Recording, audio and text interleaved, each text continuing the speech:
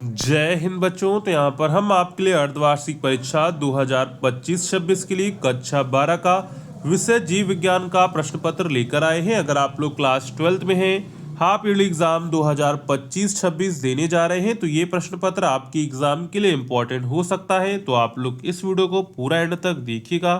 अगर आपको वीडियो पसंद आता है तो वीडियो को लाइक करेगा, चैनल को सब्सक्राइब करेगा एंड वीडियो को अपने दोस्तों में शेयर करना मत भूलिएगा।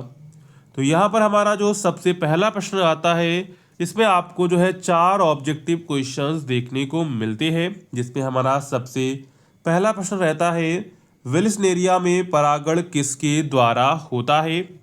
जल द्वारा, वायु द्वारा, कीट द्वारा, मनुष्य द्वारा। तो यहाँ पर जो वेलिस्नेरिया में परागण होता है वो होता है जल के द्वारा। किसके द्वारा होता है? जल के द्वारा होता है। तो यहाँ पर राइट आंसर क्या हो जाएगा? राइट आंसर हो जाएगा जल। ठीक है। इसके बाद है निम्न में से कौन सी एक नर सहायक जनन ग्रंथि नहीं है? शुक्राशय, एम्पुल, प्रोस्टेट, बलियो, यूरेथ्रल। यहाँ पर राइट आंसर क्या हो जाएगा?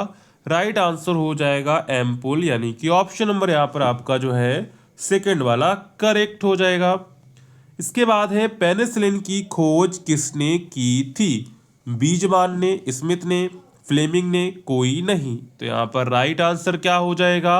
पेनिसिलिन की खोज किसने की थी? पेनिसिलिन की खोज की थी फ्लेमिंग ने, यानी कि ऑप्शन नंबर यहाँ पर आपका जो है थर्ड वाला करेक्ट हो जाएगा।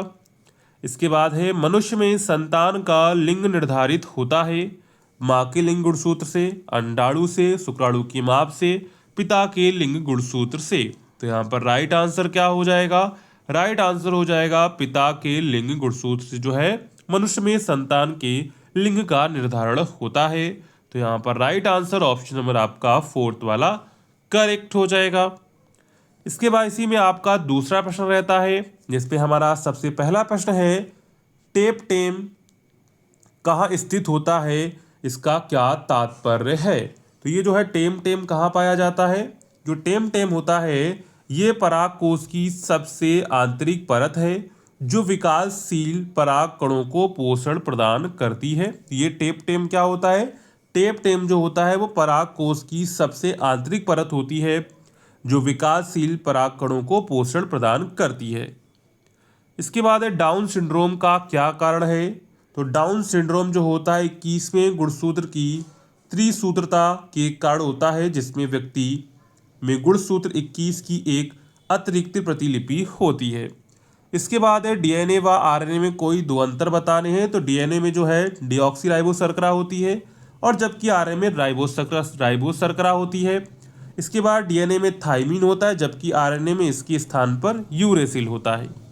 किन्हीं दो आभासी फलों के नाम बताने हैं, जिसमें आप सेब लिख सकते हैं। क्या लिख सकते हैं? सेब लिख सकते हैं।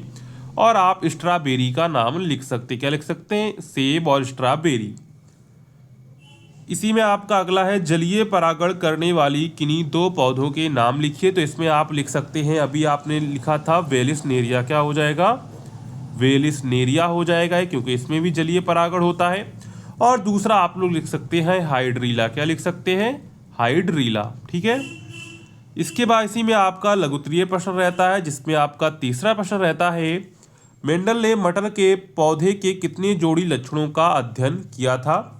तो यहाँ पर जो मेंडल ने है पौधे के 7 जोड़ी विपरीत लक्षणों का अध्ययन किया था। एंट अमीबा द्वारा कौन सी बीमारी उत्पन्न होती है और इससे कैसे बचा जा सकता है?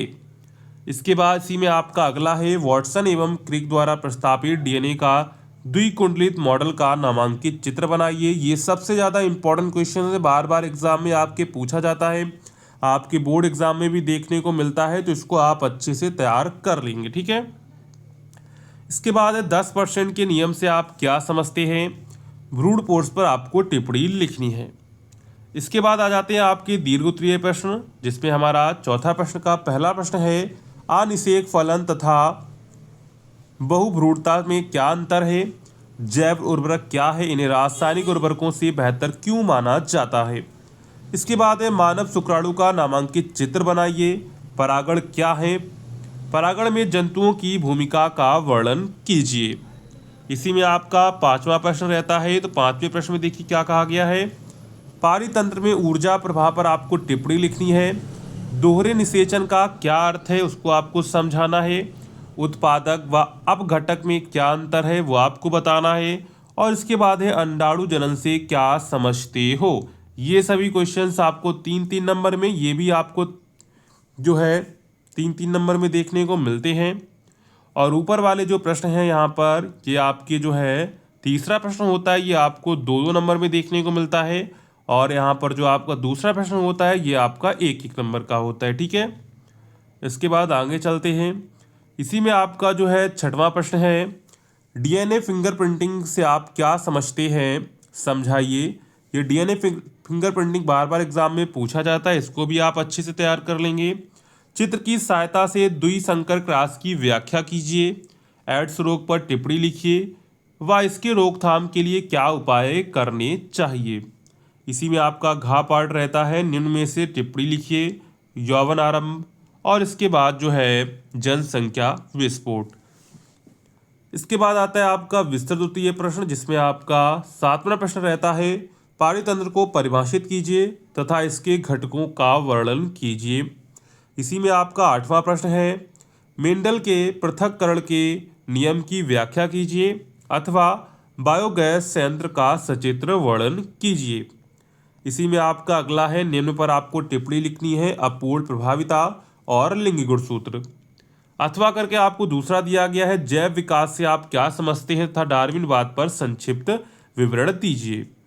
तो यहाँ पर अथवा जिसमें आपको दिया गया, इसका मतलब है आपको 2 दिए गए, 2 में से आपको कोई एक यहाँ पर करना होगा। ठीक है, इसी में 8 में भी आपको देखिए 2 दिए गए, इनमें से आपको कोई एक यहाँ पर करना रहेगा। ठीक है, तो ये पूरा जो है आपका क्लास 12 का बायोलॉजी का हाफ ईयरली यानी कि अर्धवार्षिक परीक्षा 2025-26 के लिए प्रश्न पत्र हो जाता है।